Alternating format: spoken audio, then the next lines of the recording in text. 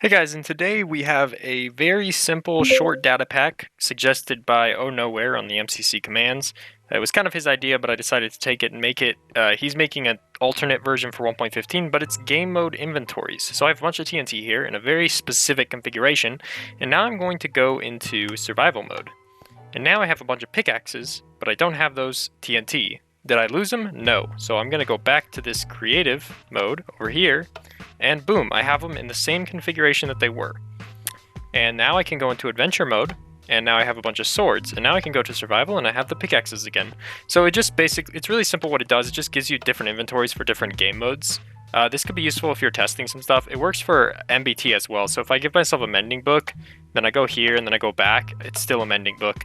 And custom MBT will work too. If I give myself a diamond hoe with custom model data of 1, clearly this thing is not a normal item. It's a stretchy door, but when I go here and I go here, it's still a stretchy door. So it does work with all kinds of MBT, and it preserves the MBT on all rows as well. If I put it here, and then I go here, and then I go here, it's still a stretchy door.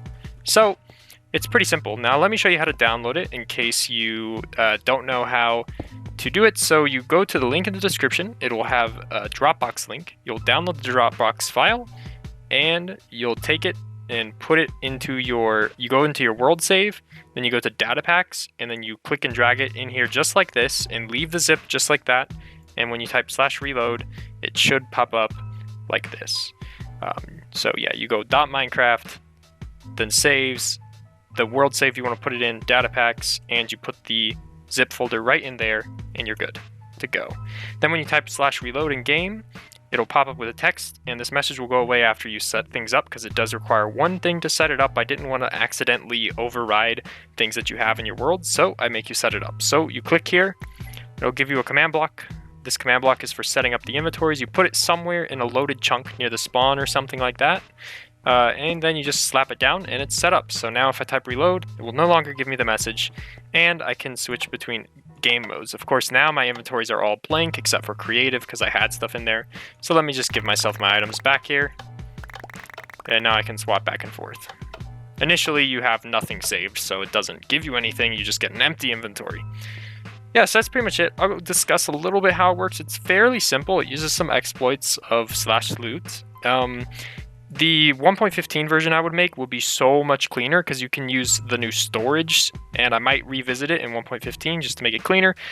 Okay, so I'm just going to open it from here since I'm having stability issues. But anyway, so there is a loot table in here that is special called shulkerbox.json, and it lets you grab the contents of a shulker box, and that one's going to be cool to see in the future. Let me delete that. I will delete that eventually. Yeah, so you have that. Now if we go into the functions, these are where the magic happens. So there's a couple of things it does. It has state change detection, so everybody gets this function played at them, and what it does is if you're in survival, set your game mode score to 0. If you're in creative, set your game mode score to 1. If you're adventure, set your game mode score to 2. But then there's a second scoreboard called P game mode, and it refers to the previous game mode. So if your current game mode is not equal to the previous game mode, then it will play change modes. And then after that, it makes the previous game mode equal to your current game mode. So this basically just triggers this function anytime that something changes, whenever you have a change. And that's a pretty common method. I don't think I've explicitly gone over it, but it's a pretty common method to see a change in a scoreboard.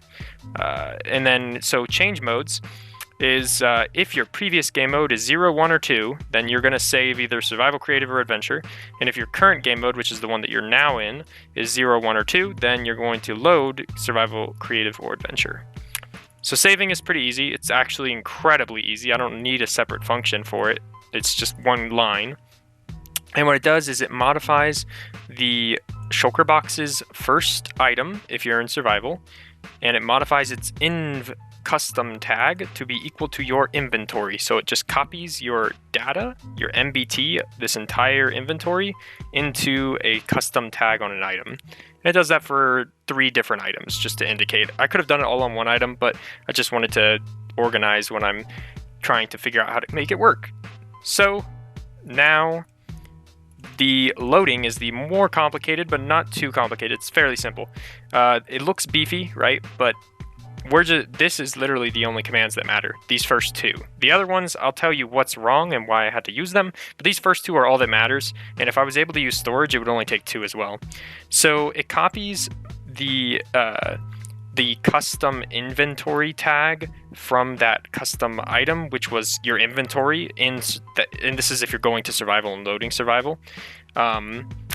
Then it copies the tag of your inventory into the items tag of the block, which just means copy out all of the custom tag info and put it here. After you copied all these items into the shulker box, you literally just loot the shulker box into their hotbar at 0, and there's actually supposed to be a number here that clarifies the count, so how many you loot, but if you leave it blank, it just loots the entire thing.